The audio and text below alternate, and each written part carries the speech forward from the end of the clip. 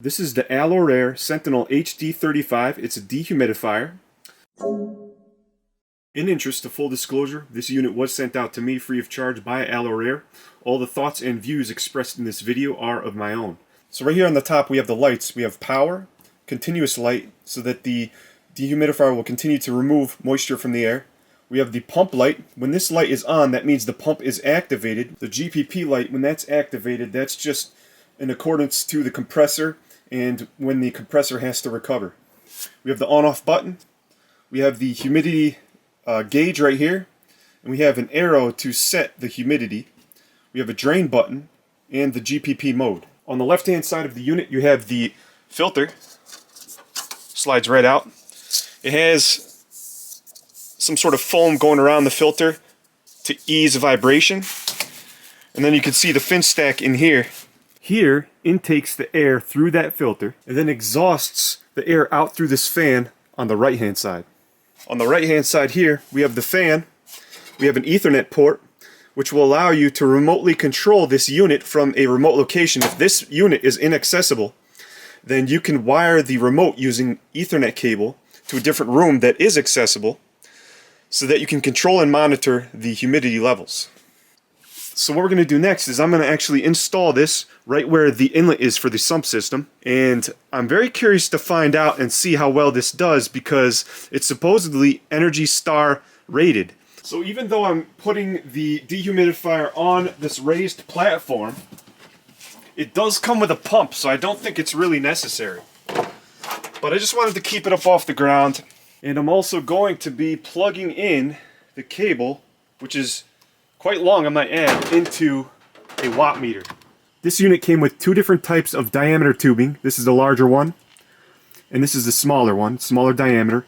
I'm going to use this stuff. There's a little nut right here that comes off and exposes the nipple where you put the tube onto.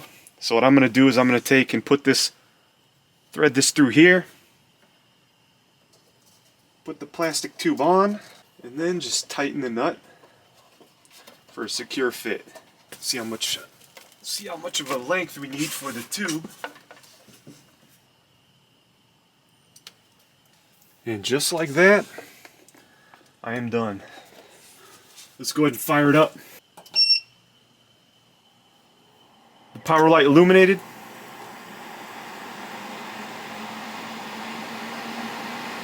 The fan is ramping up. And I gotta say, I really do like the noise of the fan. It's not too loud. So I was actually able to fit a grommet into the port because the tube is a lot smaller. And I was able to use one of these grommets. Now all I have to do is just cut a line in here.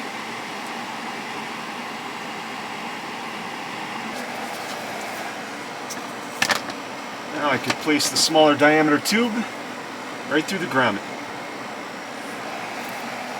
Oh, I forgot to add too that the one thing I might note also is that now you can see that the continuous light is still illuminated, but if we were to hit the set arrow right here, see how it says CO? That means continuous.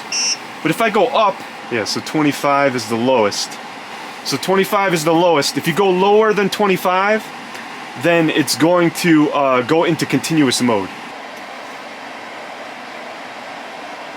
There it goes, pumping out the water. That's pretty cool.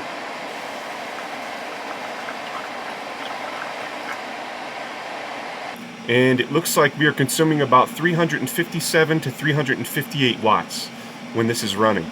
Idle with just the LED screen on. The unit is off right now. We're looking at 1.32 watts. So we have a quick little status update here. Right now, I've had this dehumidifier off for a very long time. I want to say a week. And a rainstorm is rolling in right now.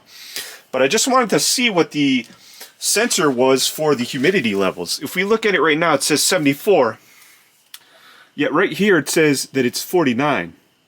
And the only reason I could suspect that the reason why this is happening is because the sensor for the humidity is actually inside the device, and there might be some sort of water in the tray that hasn't yet been discharged, which in turn raises the humidity level inside the unit. So what I'm going to do next is I'm going to utilize the drain button to see if anything comes out. Let's take a look. Yep, it's actually removing a decent amount of water right now.